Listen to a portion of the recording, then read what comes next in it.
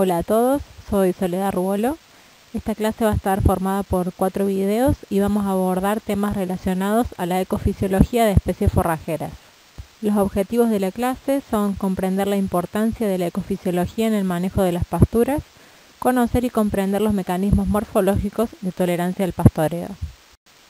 Respecto a la organización de la clase, comenzaremos desarrollando la importancia de la ecofisiología en la ganadería, luego conceptos básicos como el momento, intensidad y frecuencia de pastoreo, morfofisiología general, resistencia al pastoreo, puntualmente lo que es evasión y tolerancia.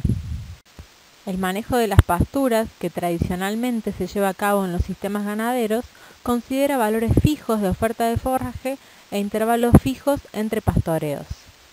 Las pasturas que se generan bajo estos manejos presentan una alta proporción de tallos y material senescente.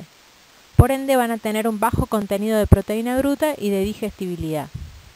Además, se puede generar una sobre- o una subutilización de los recursos forrajeros. Por lo tanto, si en lugar de realizar un manejo tradicional queremos hacer un manejo eficiente, procurando maximizar la producción, la calidad y la utilización del forraje, manteniendo su estabilidad a lo largo del tiempo, debemos conocer y entender la planta forrajera, su morfología, fisiología y la forma en la que interactúa con el medio ambiente. Estos 3 aspectos, como vimos anteriormente, hacen referencia a la ecofisiología. Ahora bien, ¿a qué nos referimos cuando hablamos de manejo de pasturas? ¿Cuándo ingreso los animales a un lote? Eso hace referencia al inicio del pastoreo. La intensidad, en cambio, hace referencia a cuándo los hago salir del lote.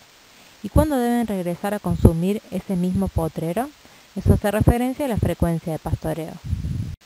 Profundizando un poco, tenemos que tener en cuenta que el momento se relaciona con el estado fenológico de las pasturas y la época del año en que se realiza el pastoreo. La frecuencia representa el periodo de tiempo promedio entre 2 defoliaciones sucesivas sobre la misma planta, y es la inversa al intervalo entre pastoreos. O sea que mayor tiempo entre pastoreos implica una menor frecuencia. Por otra parte, la intensidad es la proporción de biomasa disponible que es removida, es decir, que hace referencia a cuánto se lleva el animal de la pastura. Mayor proporción de pastura consumida, mayor va a ser la intensidad. Y el concepto de régimen hace referencia a la combinación de frecuencia e intensidad de pastoreo. Para establecer el régimen de pastoreo más adecuado, es necesario conocer las especies forrajeras.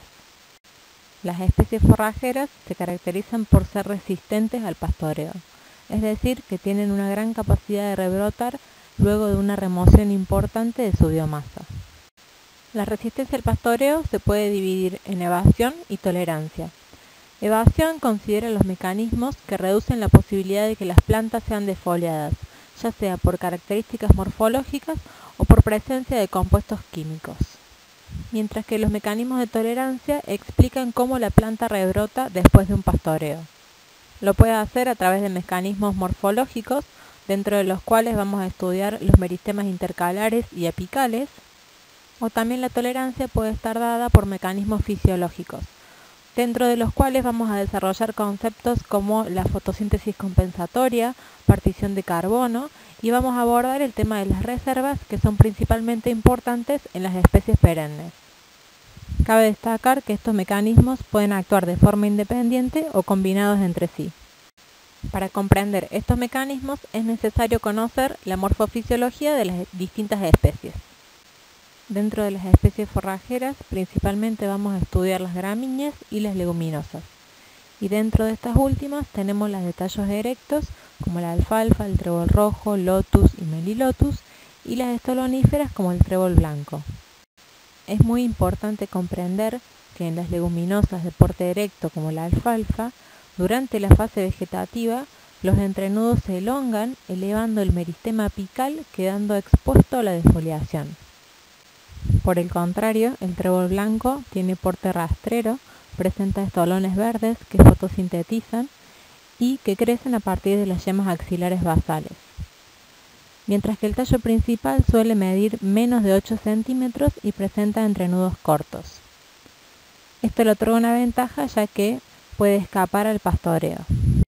El fitómero es la unidad funcional de las gramíneas y está compuesto por una lámina, una vaina, entrenudo, una yema axilar y un nudo. Por su parte, el macollo es la unidad estructural. Estos se forman a partir de yemas axilares y pueden ser de tipo intravaginal o extravaginal. Durante la fase vegetativa, continuamente se producen hojas y macollos. En estos esquemas podemos apreciar la organización de una planta de gramínea, que está compuesta por un macollo principal, macollos secundarios, terciarios, mientras que la organización de un macollo está dada por la sucesión de fitómeros.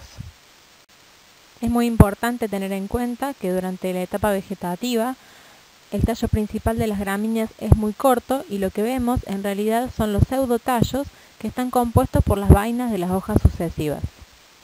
El dibujo representa un corte longitudinal de una gramínea en donde podemos apreciar que efectivamente el meristema apical durante la fase vegetativa se encuentra cercano al suelo. Esto le otorga una ventaja ya que difícilmente sea consumido durante el pastoreo. Continuando con la morfología de las gramíneas, las mismas se pueden diferenciar por el porte. Algunas, como por ejemplo la festuca, presentan un porte erecto, otras un porte semidecumbente, como es el caso del regraz perenne.